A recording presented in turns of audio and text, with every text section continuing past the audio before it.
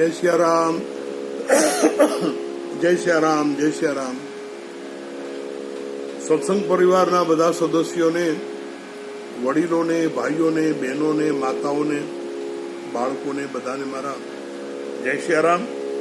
આજે 27મી ઓગસ્ટ ગુરુવાર અને ભાદ્રપદ નવમી આજે થઈ ગઈ.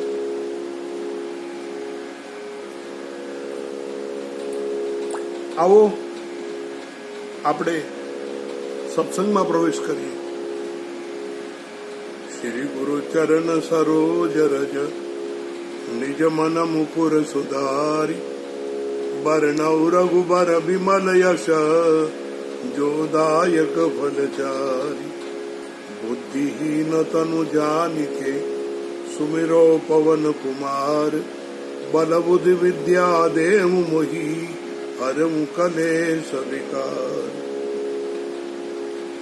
ગરુડ મહાજ્ઞાની ગુણ રાશી હરિસેવક અતિ નિકટ निवासी. आइए हम सब लोग क्षिप्राजी में स्नान करें. उज्जैन में क्षिप्राजी में स्नान करें, हरसिद्धि माता के दर्शन करें और भाव से आइए महाकाल के मंदिर में, जहां ये विप्रदेव भगवान शिवजी को રીઝા रहे हैं. ભગવાન ભોળાનાથને મનાવી રહ્યા છે. રુદ્રાષ્ટક દ્વારા એના શબ્દોની સાથે આપણે જરા જોડાઈએ.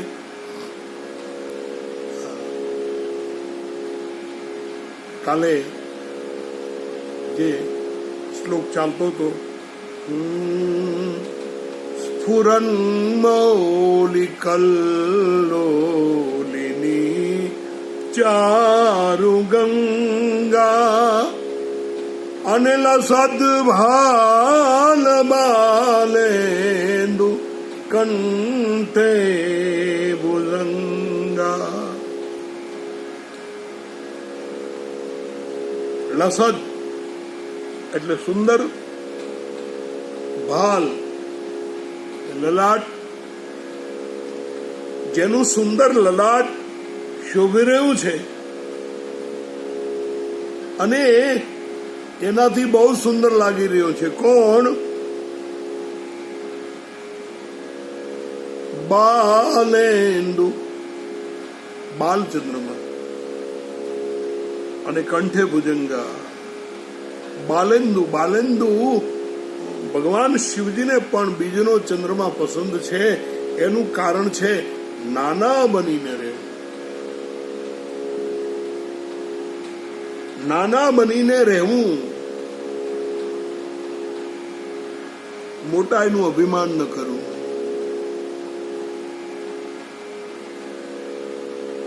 કહેવાનો મતલબ એ છે, આપણને ભણાવનારો શિક્ષક હોય અને ઈ આપણી સાથે હળી મળીને રહેતા હોય તો એને કોઈ નાનો નથી ગણતા. અહીંયાની જ વાત કરું, કામરેજની. પરસોત્તમભાઈ સવાણી એ કાપડની ફેક્ટરી ચલાવે. રામજીભાઈ સવાણીના ભાઈ ઈ પોતાના મજૂરોની સાથે પણ એવી રીતે રહે કે મજૂરો અને માટે જયારે જાય ત્યારે ખમણ લેતા જાય, સેવ ખમણ લેતા જાય, આ લેતા, અને બધાની સાથે બેસી અને પોતે જમે. વ્યવહારમાં વ્યવહાર, પણ આટલી બધાની સાથે સહદાયતા રાખે. આ બનેલી હકીકત છે, આપણી નજર સામે બનેલી. અને એ પરસોત્તમભાઈ, એને અચાનક એક્સિડન્ટ થયું, એટલે કે કંઈક પડ્યું અને એ ગુજરી ગયા. એમાં હવે ગુજરી ગયા, હું પણ બેસવા ગયો હતો અને એના મજૂરો હજી પણ એના જોડા પૂજે છે. અમારા શેઠ હજી પણ એના જોડા પૂજે છે. એનો અર્થ એ નથી કે એ કોઈને કાંઈ નહીં કહેતા હોય, કોઈને કાંઈ નહીં કહેતા હોય. સાસુ અને વહુ એની એક બહુ સારી વાર્તા કે એક શેઠિયો હતો, એ ગુજરી ગયા, એને એક જ દીકરો હતો અને પછી દીકરાના લગ્ન થયા અને વહુ આવી. વહુ પણ ખૂબ શ્રીમંત ઘરની. હવે વહુની ભૂલ થાય અને જો સાસુ ન કહે તો વહુમાં સુધારો ક્યાંથી આવે? એટલે કેવું તો જોઈ જ, વહુને સાસુએ કેવું તો જોઈ કે તું આમ કર, તું તેમ કર, તો એનામાં સુધારો આવે ને. પણ કહેવાની રીત ઈ શીખવા દેવી છે. બાલેન્દુ એક દિવસ વહુથી દાળમાં મીઠું વધારે નખાઈ ગયું. સાસુ જમવા બેઠા, ખારી ખારી દાળ. એટલે સાસુજીએ વહુને બોલાવી, વહુ બેટા અહીં આવતો. શું? હસતા હસતા પોતે કે છે કે મને જમતા જમતા એક વિચાર આવ્યો તને પૂછવાનો. શું બા? તો કે તારા સસરાને મીઠાનો વેપાર હતો, શોર્ટ સપ્લાયર હતા, મીઠાના આગળ હતા, મીઠાનો ધંધો હતો. હો કે નહીં? મારા બાપુજીને તો પહેલેથી કાપડની દુકાન છે અને એ તો કાપડનો જ બિઝનેસ કરે છે. સારું સારું, જા તો મને વિચાર આવ્યો એટલે મેં તને કીધું. વહુ જ્યારે જમવા બેઠી અને એને જરાક દાળ ચાખી તો એને ખારી લાગી એટલે તરત ઈ એઠા હાથે સાસુની પાસે ગઈ અને કે બા તમે મને હું કામ પૂછ્યું એ હું સમજી ગઈ. એટલે હાહુ હિંચકા ઉપર બેઠી બેઠી ફોપારી વાતરતી કે છે સમજાઈ ગયું ને? બસ બેટા હવે ધ્યાન રાખ. એટલે વહુ જ્યારે પણ દાળમાં મીઠું નાખે ત્યારે એ એકલી હશે. એને સાસુ નો કેવું એમ નહીં, પણ ખીજાઈને નહીં કહેવાનું, વડકા કરીને નહીં કહેવાનું, ગરમ થઈને નહીં કહેવાનું, ક્રોધિત થઈને નહીં કહેવાનું. બાલેન્દુ નાના થતા સ્વભાવ સુધારો, ટેવ હારી પાડવી,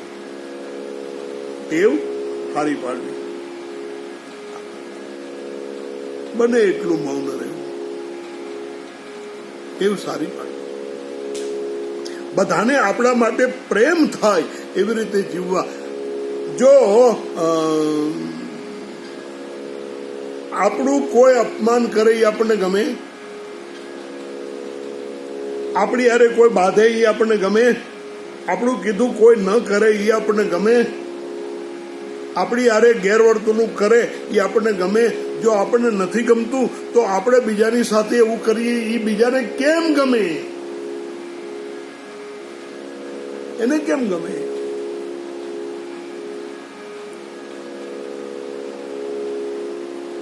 લસદ બાલ બાલેન્દુ કંઠે ભુજંગા. બાપ થઈ ગયું એમાં પ્રસન્ન રહેવું. થઈ ગયું,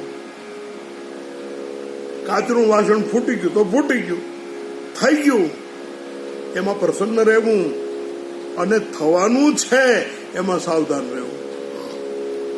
કારણ કે જે થવાનું છે એ આપણે કરવાના છે. જે થવાનું છે એ આપણે કરવાના છીએ. થઈ ગયું એમાં પ્રસન્ન રહેવું. હા, અને થઈ ગયું એ આપણા હાથથી જો સારું ન થયું હોય તો એનો પશ્ચાતાપ પણ મનમાં રાખવો. ફરીને એવું ન થાય એ માટે સાવધાન રહેવું. અને થવાનું છે એને માટે તો બહુ સાવધાન રહેવું, બહુ સાવધાન. બીજું, ઉપકાર કરીને ભૂલી જવું. ભગવાન શિવજી ઝેર પી ગયા. હું કાલી કહેતો હતો, તમે વિચાર કરો, એને ઝેર ન પીધો હોત તો આપણે આ ન હોત.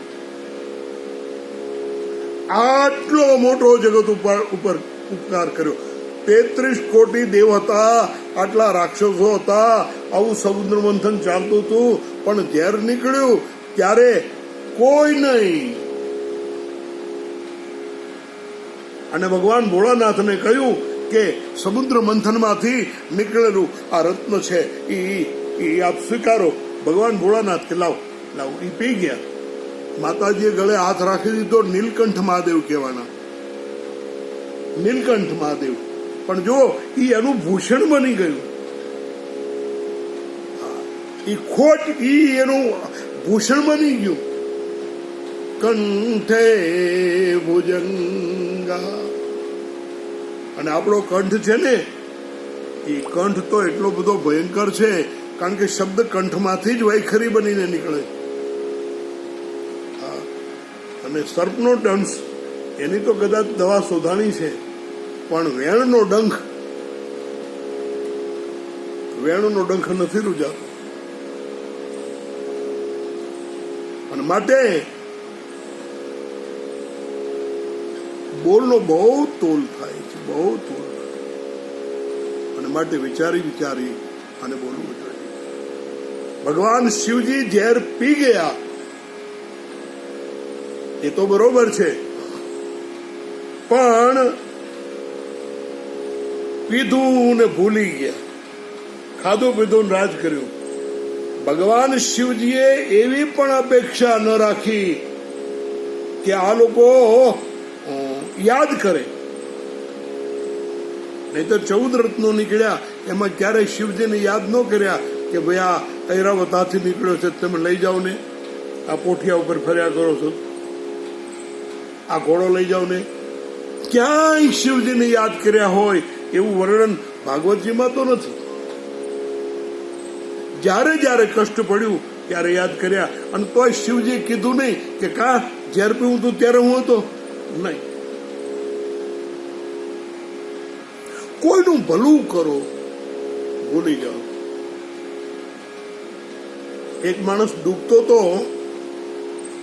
તો એમાં એક માણસને દયા આવી અને એને તરતા આવડતું, એટલે એ કાંઠે બેઠો તો એને એકદમ કૂદકો માર્યો અને ઓલાને જીવ બચાવ્યો.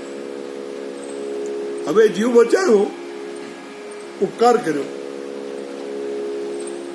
દિવસો વીતવા લાગ્યા, વર્ષો વીતવા લાગ્યા. હવે જેનો જીવ બચી ગયો એ માણસ એક દિવસ મોટો પ્રધાન થયો, એ ચૂંટાય એવો.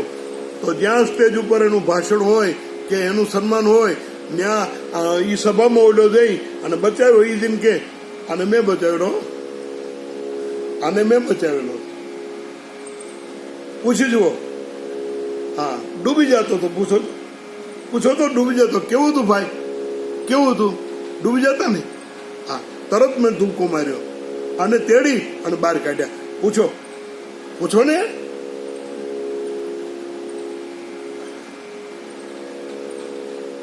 ઓલા માણસને, પ્રધાનને એક દિવસ એમ થયું, એને એકલામાં પૂછ્યું કે ભાઈ તમે મને બચાવ્યો, એનું વળતર શું જોઈએ? એનું વળતર શું જોઈએ છે માગો. અને પાણીમાં હું પડું છું અને હવે મને બચાવતો નહીં તો તને બુડાડી દઈશ. ભગવાન શિવજીએ ઝેર પીધું, કીધું નહીં,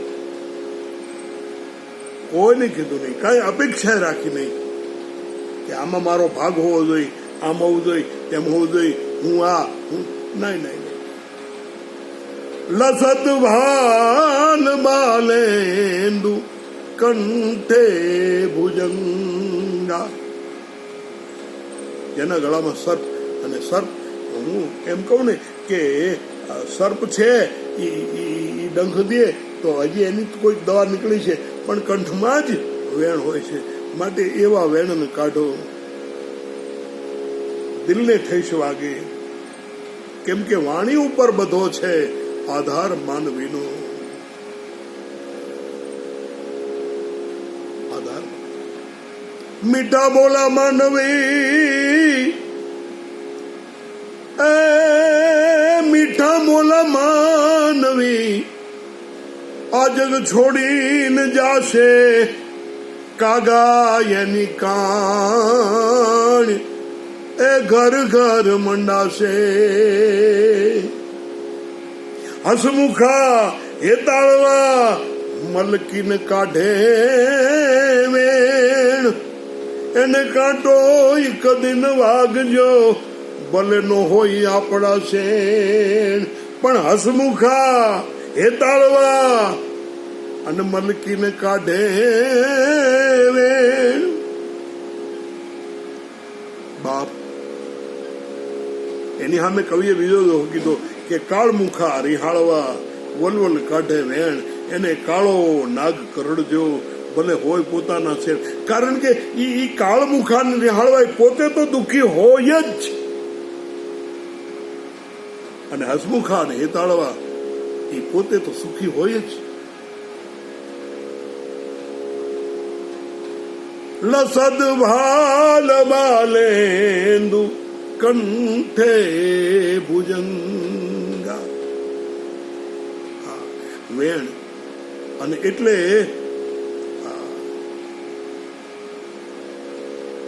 બહુ તાણીને ન બોલવું, બહુ તાણીને ન બોલવું. રામચરિત માનસ આખું તમે જુઓ, એમાં સીતાજીને ક્યાંય તમે બોલતા નહીં સાંભળો. એને હનુમાનજી સાથેના વાર્તાલાપમાં સાંભળશો. અને એકવાર સીતાજી એવું બોલ્યા કે યહી મૃગ કર અતિ ઉત્તમ છાલા, ભગવાન રામજી, અને સીતાનું વર્ણન થયું.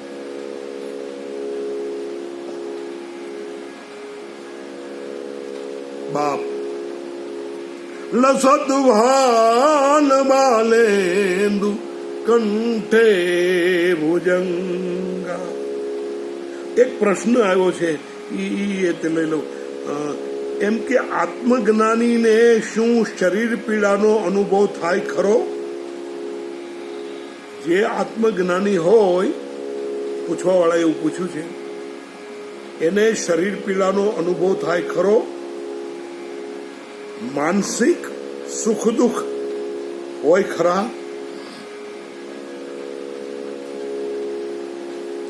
જો તો એનો જવાબ છે, સાંભળજો. શરીર સત્ય છે અને આત્મા પણ સત્ય છે. શરીર આત્મા નથી, આત્મા શરીર નથી.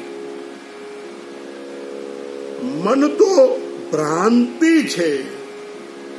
યોગ વશિષ્ઠ રામાયણમાં ભગવાન રામજીને સમજાવતા વશિષ્ઠ બાપજી કહે છે કે હે રામ, મન ત્રણેય કાળમાં નથી, ભૂતમાં, ભવિષ્યમાં, વર્તમાનમાં.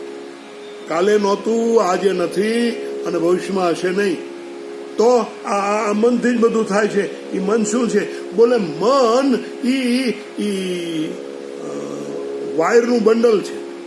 એક મહાત્માજીએ બહુ સરસ ઉદાહરણ આપ્યું. જો ઇલેક્ટ્રિકના તારનું બંડલ પડ્યું હોય ખેતરમાં, તો આપણે શું કહી?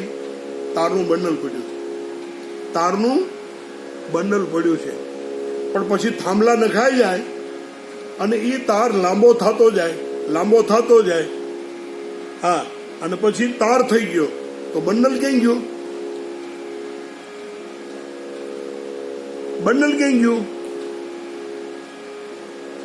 અને જેવો એ તાર પાવરાસમાં લાગી ગયો એટલે એમાં કરંટ ચાલુ થઈ ગયો. એટલે મન ઈ વાસનાઓનું બંડલ છે, અને જ્યાં સુધી મન છે ત્યાં સુધી જીવ છે. અને જીવ જ્યારે આત્મભાવને પ્રાપ્ત કરી લે ત્યારે, હવે જોજો, આત્માને કોઈ પીડા નથી, કોઈ દુઃખ નથી. આત્મા શાશ્વત સુખમાં સચ્ચિદાનંદ રૂપ છે. પણ શરીર સત્ય છે, એટલે મન ક્યાંથી પેદા થયું જોજો. આ શરીર કોનું? શરીર મારું. અને શરીર મારું, આ મકાન મારું. એ મકાનમાં જરાક પણ પોડું ખડે તોય તમને તકલીફ થાય, અને બાકી આખી દુનિયાના કેટલાય મકાન પડી જતા હોય એની તમને પીડા થાય નહીં. અને એ મકાને તમે કોઈને આપી દો, વેચી દો, પછી એ મકાનનું શું થાય એ તમને કાંઈ અસર થતી નથી. પણ આ મકાન મારું એમ કીધું એટલે એમાંથી એક પોડું પડે તો પણ તકલીફ થાય. એમ આ શરીર મારું એમ કીધું એટલે પીડા નહીં પણ દેખાય. આત્મજ્ઞાનીનો અર્થ ઉન્મુની દશા. આત્મજ્ઞાનીનો અર્થ છે ઉન્મુની દશા. ઉન્મુની દશા એટલે અમની દશા. મકાન સાચું છે, તમે પણ સાચા છો, પણ મારું મારું એ ખોટું છે, એને ઉન્મુની દશા કહેવાય. હા, એમાં મન નથી ક્યાંય લાગ્યું. મન એમાં જ લાગ્યું છે હું છું. આત્મભાવ. લસદ ભાલ બાલે, અહીંયા જો પૂરો થયો. લસદ ભાલ બાલેન્દુ કંઠે ભુજંગા અને ચલત કુંડલમ ભ્રુ સુનેત્રમ વિશાલમ. ચલત કુંડલમ ભ્રુ સુનેત્રમ વિશાલમ. ક્ષિપ્રામાં સ્નાન કરીને આવ્યા આપણે હરસિદ્ધિ માતા ના દર્શન કરીને આવ્યા ભગવાન મહાકાળના મંદિરમાં. અને આના સાક્ષી છીએ. જો એવા ભાવથી દર્શન કરો કે ભગવાન શિવજીના કાનમાં કુંડળ હલે છે. શિવજી મૂર્તિ નથી, પ્રગટ છે. આવા ભાવથી દર્શન કરો. ચલત કુંડલમ ભ્રુ સુનેત્રમ વિશાલમ. ભ્રુ એટલે પાપણ, અરે નેણ. ભ્રુ એટલે નેણ, અને નેણની નીચે ભગવાન શિવજીના સુંદર નેત્રો છે. જો આખું મુખારવિંદ એના દર્શન આપણને ગોસ્વામીજી કરાવે છે. ચલત કુંડલમ. ભગવાન શિવજી કાનમાં કુંડળ પહેરે. આપણે ત્યાં ભારતમાં એવો રિવાજ હતો કે બધાય કાન વિંધાવતા.